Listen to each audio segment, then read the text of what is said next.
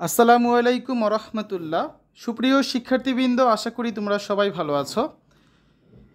School খুললেও কোথাও উপস্থিতি নেই, কোথাও আবার নামে মাত্র।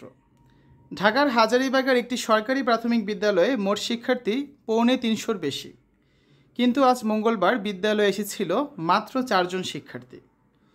বিদ্যমান পরিস্থিতিতে আজই স্কুল, কলেজ, মাদ্রাসা, বিদ্যালয়সহ সব শিক্ষা প্রতিষ্ঠান খুলে দেওয়া হয়েছে, বিশ্ববিদ্যালয়সহ। তবে ভয় আতঙ্কে শিক্ষার্থীদের উপস্থিতি ছিল কম বেশি হাজারীবাগের ওই বিদ্যালয়টির মতোই।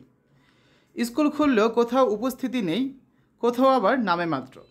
হাজারীবাগের ওই বিদ্যালয়ের প্রধান শিক্ষক জানালেন, তারা শিক্ষকেরা ঠিকই উপস্থিত হয়েছিলেন, কিন্তু শিক্ষার্থী এসেছিল মাত্র 4 জন, তাদেরই তারা পড়িয়েছেন।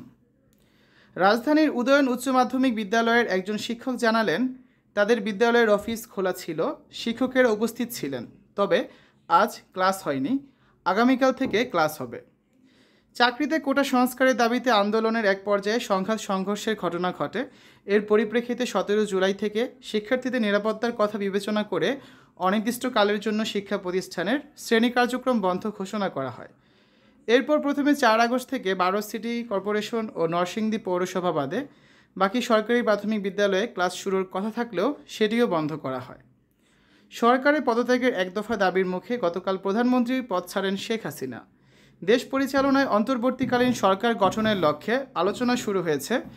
এমন পরিস্থিতিতে আজ থেকে শিক্ষা প্রতিষ্ঠান খুলে দেওয়ার সিদ্ধান্ত হয়। এদিকে চট্টগ্রাম নগরের কলেজিয়েট স্কুলে শিক্ষার্থী সংখ্যা 2400। আজ মঙ্গলবার স্কুল খুললে 10ম শ্রেণীর মাত্র একজন শিক্ষার্থী এসেছিল, তবে আর কেউ না আসায় ওই শিক্ষার্থী শ্রেণী কার্যক্রমে অংশ নেয়নি।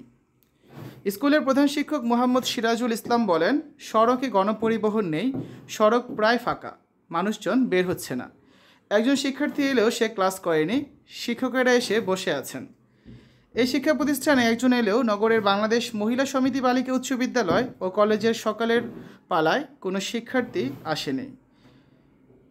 বিদ্যালয়ের ভারপ্রাপ্ত অধ্যক্ষ আরিফুল হাসান চৌধুরী বলেন, 2 পালায় শিক্ষার্থী প্রায় 7000। সকালের পালা শুরু হয় সকাল 7টায়। শিক্ষকেরা সবাই উপস্থিত হলেও কোনো শিক্ষার্থী বিদ্যালয়ে আসেনি। তো এই ছিল আজকের বিদ্যালয় খোলার প্রথম দিনের আপডেট।